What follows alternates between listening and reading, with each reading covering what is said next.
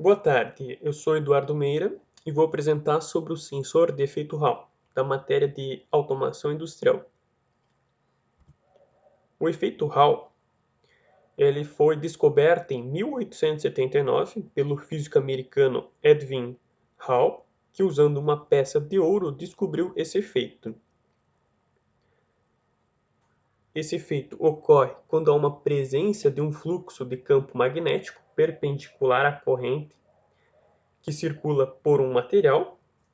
Ou seja, quando é aplicado um campo magnético em um material, esse efeito aparece. E assim, a diferença de potencial é o resultado do movimento das cargas negativas devido à força do campo magnético que se acumulam a um lado do material, gerando então a diferença de potência transversal de Hall. Então, o sensor de efeito Hall é um transdutor analógico que responde com uma variação de tensão quando aplicado um campo magnético. A diferença de potência transversal de Hall é dada por essa função, onde K é o coeficiente de Hall, ou a sensibilidade, que depende do material utilizado, da geometria e da temperatura.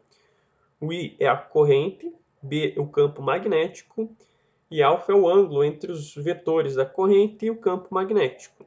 Nesta imagem, temos aqui o funcionamento do efeito Hall, onde circula uma corrente e temos representado o vetor do campo magnético pela letra B e com o seu ângulo que está incidindo no material. Com isso, vai gerar então essa diferença de potência. A diferença de potência transversal de Hall é relativamente baixo em metais, porém mais alta nos semicondutores. Por isso que muitos dos sensores de efeito Hall disponíveis no mercado são semicondutores. E neste caso é preciso levar em consideração a temperatura e a deformação, já que semicondutores são mais sensíveis. Então, a função da diferença de potência transversal de Hall, além de depender da corrente, do fluxo do campo magnético, do ângulo, também vai depender da temperatura e da deformação, que é dado pelo coeficiente de Hall. Essas variáveis são entradas espúrias para o uso do sensor de efeito Hall em medição de campo magnético, corrente ou posição. O que quer dizer com isso? Que são efeitos indesejados. Nesta tabela, temos as características de 3 exemplos de sensores de efeito Hall, como a alimentação, a corrente, a tensão de saída, a sensibilidade e outras características que são importantes no projeto de um sistema.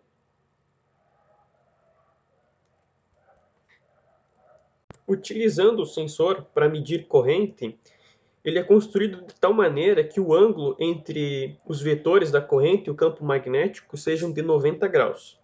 Aqui temos um exemplo do sensor ACS758 e como seu funcionamento, né? Que quando determinada carga entra em seus terminais, ele passa através de um caminho interno que gera então um campo magnético que é identificado pelo sensor de efeito Hall, resultando em uma tensão de saída, que geralmente é interpretada por um microcontrolador, por exemplo. A vantagem do uso desse sensor de efeito Hall, além de ele ser bem robusto e simples, ele é capaz de medir correntes alternadas e contínuas de até 100 amperes. O efeito Hall também é usado para medir aproximação. Na ilustração tem um ímã que se aproxima do sensor, gerando campo magnético, que quando menor a distância, maior é a ação sobre o sensor, podendo assim ser aplicado também uma chave de fim de curso ou ainda medir a velocidade da aproximação ou afastamento de uma peça. E por fim, temos o tacômetro, que é um instrumento para medir as rotações por minuto. Ele funciona através de uma contagem de voltas, onde o sensor de efeito Hall faz a contagem enviando o sinal ao display que calcula então o RPM. Agradeço então pela atenção.